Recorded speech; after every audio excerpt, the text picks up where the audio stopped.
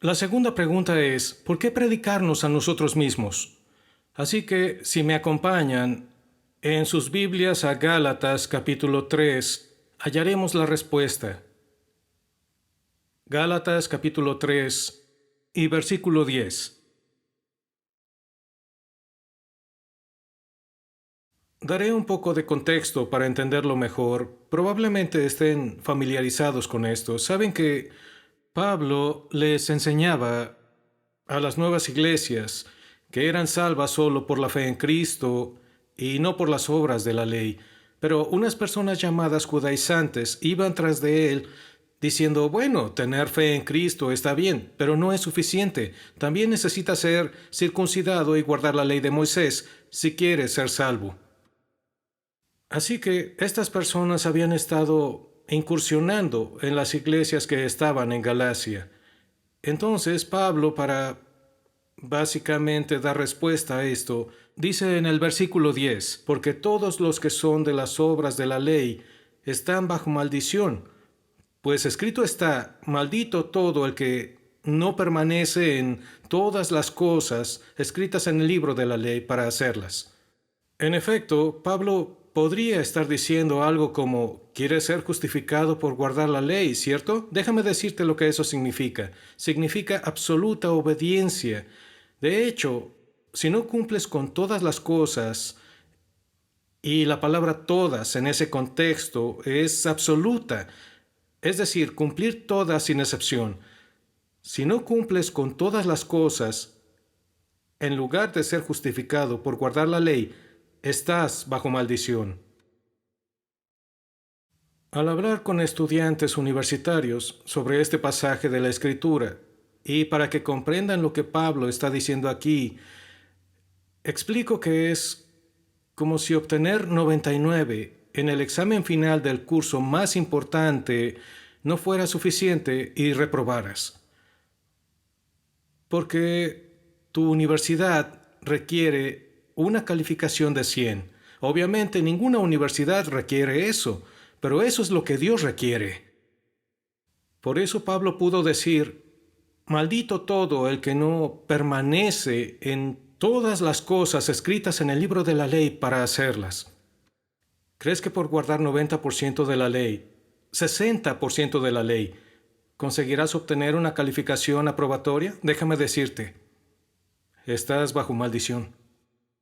Es por eso que debemos predicarnos el Evangelio a nosotros mismos cada día, porque el Evangelio no solo nos lleva a formar parte del reino de Dios. Y permítanme detenerme un momento para decir que cuando hablo del Evangelio es mi forma breve de referirme a toda la obra de Cristo. Así que somos salvos por el Evangelio, pero tendemos a vivir por obras. La opinión típica es que somos salvos por gracia, pero ganamos el favor de Dios por nuestra obediencia. De hecho, esa prácticamente es una cita de un pastor muy bueno en este país, cuyo nombre no mencionaré. Es un buen hombre, leí un libro suyo. Estoy de acuerdo con la mayoría de lo que dice, pero cuando dijo eso pensé, ay, no es posible. ¿Qué tan bueno debe ser para ganar el favor de Dios? Pablo dice, permanece en todas las cosas escritas en el libro de la ley. El problema es, como dije antes, nuestra configuración por defecto es volver a una relación de obras con Dios. Aceptamos que somos salvos por gracia, pero asumimos que debemos ganar el favor de Dios con obediencia. Eso lleva a dos problemas. Por una parte, piensas que has sido bastante bueno, estás en los navegantes, se diría que tienes todas las disciplinas, tu devocional, memorizas la escritura, en orden, has hecho tu estudio bíblico, has compartido el evangelio con alguien esta semana y también la semana anterior, y luego llega una dificultad y dices, ¿qué ocurrió? Dios, si he hecho tanto, ¿por qué no estás aquí para mí? Ese es un extremo. El otro extremo es una persona con una conciencia muy sensible y camina por ahí sintiendo que nunca ha hecho suficiente pensando cosas así y se mantiene esperando a que algo malo pase a la espera de que Dios traiga alguna catástrofe a sus vidas porque no han estado a la altura.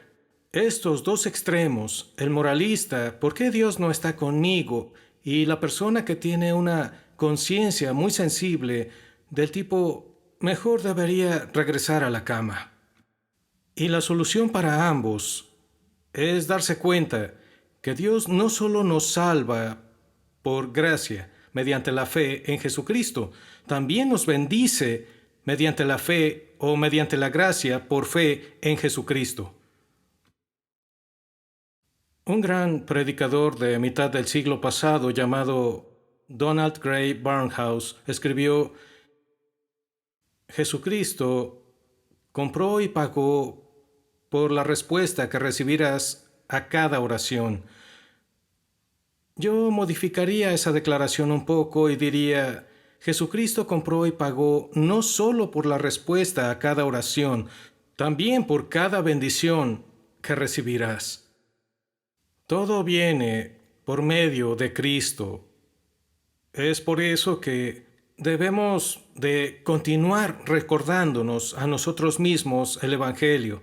Predicarte el Evangelio a ti mismo, diría que en estos días debemos aprender a vivir en el Evangelio diariamente. Y luego debemos aprender a meditar en el Evangelio, en los efectos del Evangelio en nuestras vidas diarias.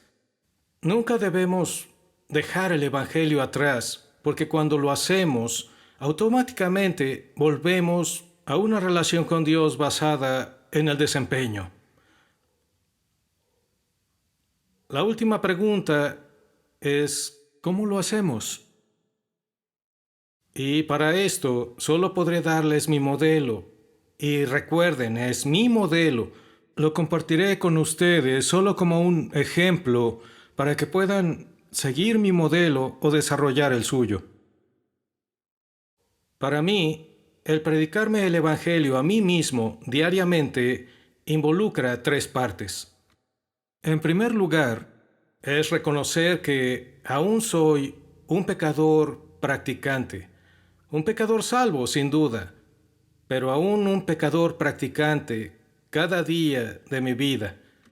Así que tomo como mi primera oración al empezar a predicarme el Evangelio a mí mismo, veo el ejemplo del recaudador de impuestos en el templo en Lucas 18:13. Recuerda que Jesús contrasta al fariseo: Dios, gracias, soy muy bueno. Y luego el recaudador de impuestos no quería ni siquiera alzar los ojos al cielo, sino que se golpeaba el pecho diciendo: Dios, ten piedad de mí, pecador. Él estaba reconociendo su pecaminosidad. Ahora oro así cada día.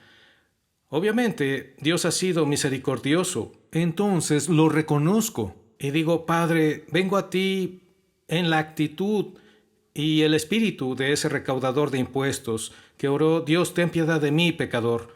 Has sido misericordioso conmigo y te agradezco por ello, pero solo quiero reconocer que sigo necesitando tu misericordia hoy, porque aún soy un pecador practicante. Eso es rápido, no toma mucho tiempo. En la segunda parte me enfoco en el perdón de mi pecado. Y es aquí donde memorizar la escritura puede tomar un papel importante. Ahora voy a darte alrededor de una media docena de pasajes de la escritura de los que puedes elegir o buscar los tuyos. Simplemente los daré como aparecen en la Biblia, empezando con el Salmo 103, versículo 12. Como está lejos el oriente del occidente, así alejó de nosotros nuestras transgresiones. Como está de lejos el oriente del occidente, es una metáfora y es como un modismo, y yo diría que significa una distancia infinita. Como alguien de forma muy útil señaló, puedes partir esta noche desde aquí en Chicago e ir al norte, y mientras vuelas por encima del Polo Norte, de pronto ya no irás hacia el norte, sino hacia el sur, porque el norte y el sur se encuentran en los dos polos. Pero si partes de Chicago, vas al aeropuerto, subes a un avión y vuelas hacia el oeste sobre el Pacífico, podrás volar alrededor del mundo y siempre irás hacia el oeste, donde sea que estés, porque el este y el oeste nunca se encuentran. Un modismo, como está de lejos el oriente del occidente, así alejó de nosotros nuestras transgresiones, una distancia infinita. Esto está en los Salmos antes de que Cristo viniera y muriera por nosotros. Dios, hablando proféticamente a través de los autores de la Escritura, dice que esto es lo que hace. ¿Y cómo es que lo hará? Sobre la base de la obra de Cristo, que vendrá varios cientos de años después. Isaías 1:18 es de mis favoritos. Vengan ahora y razonemos, dice el Señor. Aunque sus pecados sean como la grana, como la nieve serán emblanquecidos. Aunque sean rojos como el carmesí, como blanca lana quedarán. Algunos de ustedes en la preparatoria o en la secundaria leyeron el libro de Nathaniel Hawthorne en la letra escarlata y saben que el título del libro se debía a esta dama que estuvo involucrada en inmoralidad y ocurre en tiempos antiguos, se desarrolla en el siglo XVII. Ella es juzgada públicamente y debe llevar una gran letra A, que significaba adulterio, en una cadena en su cuello el resto de su vida. No puedo evitar preguntarme si, cuando el autor tituló su libro La letra escarlata, tenía en mente este pasaje: aunque sus pecados sean como la grana, como la nieve serán emblanquecidos. Dios está diciendo que sin importar cuán horrible sea tu pecado, puede ser perdonado y ser emblanquecido como la nieve. ¿Por qué? Porque el Señor Jesucristo vendrá unos 700 años después, según medimos el tiempo, y se encargará de ello.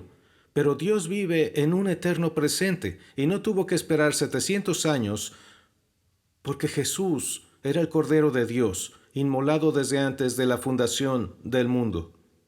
Y cuando Dios habla por medio del profeta Isaías y dice, aunque sus pecados sean como la grana, como la nieve serán emblanquecidos, está viendo a la cruz. El tercer versículo que me gusta está otra vez en Isaías 43:25. Dios dice, yo soy el que borro tus transgresiones por amor a mí mismo y no recordaré tus pecados. Déjenme añadir algo aparte. En las relaciones interpersonales unos con otros, nos ofendemos y nos herimos unos a otros y necesitamos pedir perdón. Y cuando se pide perdón, si fuimos ofendidos o heridos, necesitamos perdonar. Y en parte, el elemento esencial de ese perdón es no recordarlo más, no sacarlo a colación para nosotros, ni para otra persona, ni para nadie más. Lo sacamos de nuestra mente y si de forma involuntaria viene a nuestra mente, lo sacamos de nuevo, decimos, he perdonado a esa persona. No traeré eso de vuelta. Y esto es lo que Dios dice. Dios es nuestro modelo aquí. Él dice, yo soy el que borro tus transgresiones y no recordaré tus pecados. Isaías 53:6, ya hablamos de ese versículo, sobre cómo Dios imputa nuestro pecado sobre Cristo. Este tal vez sea mi versículo favorito del Evangelio.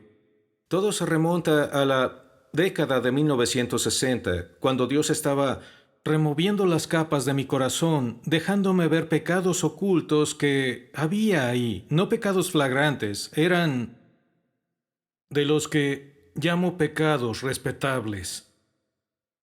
Dios estaba preparándome para que yo entendiera el Evangelio. En ese tiempo, Isaías 53:6 fue un salvavidas para alguien que estaba en el fondo del mar. Todos nosotros nos descarriamos como ovejas, nos apartamos cada cual por su camino, pero el Señor hizo que cayera sobre él la iniquidad de todos nosotros. En el Nuevo Testamento, Romanos 4, 7 al 8, bienaventurados aquellos cuyas iniquidades han sido perdonadas y cuyos pecados han sido cubiertos. Luego dice, bienaventurado el hombre o la mujer, cuyo pecado el Señor no tomará en cuenta. Dios conoce y ve nuestro pecado, pero no lo cuenta contra nosotros. ¿Por qué? Porque ya lo ha contado contra Cristo. El pecado que cometes hoy y el que cometerás mañana ya ha sido tratado en la cruz hace 2000 años. Romanos 8:1. Por tanto, ahora no hay condenación para los que están en Cristo Jesús. Me gusta Colosenses 2, 13 y 14.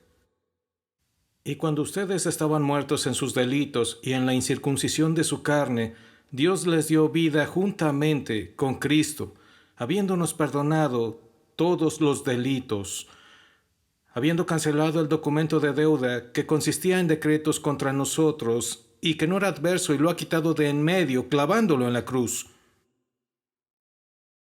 Al estar compartiéndoles este versículo, pienso en un incidente de hace tal vez unos 25 años atrás. Me dirigí a hablar en una conferencia sobre el tema de la búsqueda de santidad. Mi libro había salido alrededor de un año antes.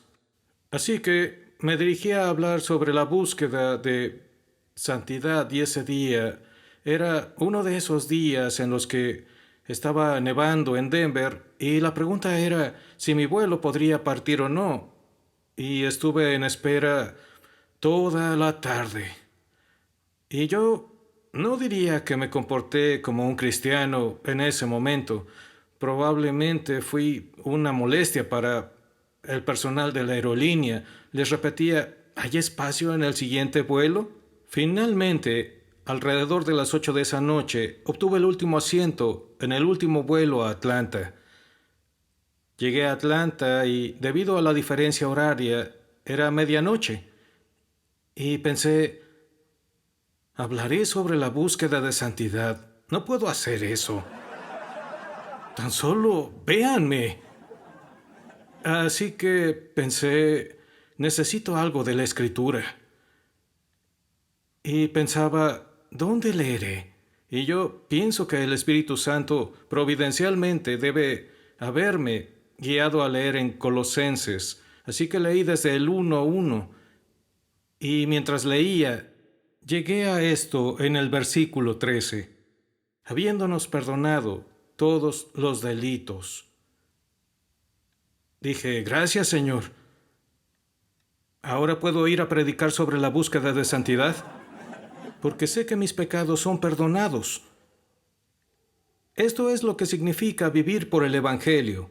Cada día debemos seguir volviendo a las promesas de Dios. ¿Qué tal unos versículos de cómo fuimos acreditados con su justicia? Romanos 3:21 al 23 es quizá el pasaje más fundamental sobre esto. Pero ahora, aparte de la ley, la justicia de Dios ha sido manifestada, confirmada por la ley y los profetas. La justicia de Dios, ¿recuerdan? Hablamos de la justicia de Dios, no su propia justicia inherente de su persona, sino que hablamos de la justicia que Él otorga. Esta justicia de Dios, por medio de la fe en Jesucristo, es para todos los que creen, porque no hay distinción, por cuanto todos pecaron y no alcanzan la gloria de Dios. Hace unos minutos leímos Romanos 10, 3 y 4, pero déjenme darles mi versículo favorito sobre la justicia de Dios que se nos es acreditada. Se encuentra en Filipenses 3:9. Y el contexto aquí es el testimonio de Pablo de cómo había sido un buen judío. Tenía una hoja de vida maravillosa como judío, pero llegó un día en el que hizo todo a un lado. Lo estimó como pérdida porque había encontrado algo mucho mayor. Entonces dice en Filipenses 3:9, en el contexto de ese testimonio, dice, y ser hallado en él, no teniendo mi propia justicia derivada de la ley, es decir, por mi propio cumplimiento de la ley, no teniendo mi propia justicia derivada de la ley, sino la que es por la fe en Cristo, la justicia que procede de Dios sobre la base de la fe. Tal vez conozcan la historia de Martín Lutero, de cómo era un monje muy diligente en la labor de tratar de limpiar su alma para ser aceptado por Dios. Y se dio cuenta de que mientras más lo intentaba, más se daba cuenta de cuánto pecado restante había en él. En una ocasión, su padre confesor le preguntó: «Martín, ¿amas a Dios?». Él respondió: «¿Amarlo? Lo odio». ¿Por qué diría eso? Porque sintió que Dios había dado un estándar absoluto que vemos en Gálatas 3:10 y que lo maldeciría por no poder guardarlo. Y entonces un día tuvo esta iluminación y se dio cuenta de que la justicia de Dios no era la justicia que Dios requiere, sino la justicia que Dios provee. Dios nos otorga la justicia de Jesucristo. Con todo el respeto a Martín Lutero, pienso que tenía razón en ambos aspectos. Es la justicia que Dios requiere, pero es la justicia que Cristo cumplió como nuestro representante. ¿Recuerdan la unión legal? Cristo cumplió esa ley como nuestro representante, y entonces ahora Dios puede decir: «Te doy su justicia». Ese es el Evangelio, amigos. Cristo murió y vivió en nuestro lugar. Cuando me gradué del bachillerato en 1947, creo que fue el año en que el arca de Noé flotó, mis padres me dieron un reloj de pulsera. Al observar a la audiencia, tal vez la mitad de ustedes recuerde los días antes de los relojes que funcionaban con baterías, cuando los relojes funcionaban con algo llamado resorte motor. Es un resorte circular, y con esta pequeña pieza no solo configurabas la hora correcta, también cada día le dabas cuerda al resorte con esta pequeña pieza. Así que mis padres me dieron este reloj. Estaba orgulloso porque nunca había tenido uno. Pero al siguiente día me di cuenta de que se había detenido. Sabía lo que ocurría. Después de todo, también tuve un reloj despertador al que había que darle cuerda. Y sabía que se detuvo porque fallé en darle cuerda. Y rápidamente adquirí el hábito de darle cuerda a ese resorte cada día. El propósito de esa historia es este. El Evangelio es el resorte motor de la vida cristiana, pero hay que darle cuerda cada día. Oremos. Padre, si dijéramos gracias, gracias, gracias, y no hiciéramos más que eso durante toda nuestra vida, no podríamos ni siquiera empezar a pagarte para expresar la gratitud que te debemos por tu infinito regalo de salvación por medio de tu Hijo. Y Padre, oro para que nos ayudes a todos a vivir en el gozo y gloria del Evangelio cada día, saber que perdonas nuestros pecados y que la justicia de Cristo nos es acreditada, y todos los días nos presentamos ante ti, lavados en su sangre, revestidos de su justicia.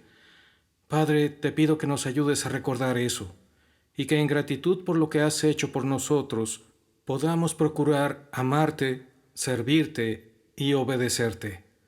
Te lo pedimos en el nombre de Jesús. Amén. Gracias.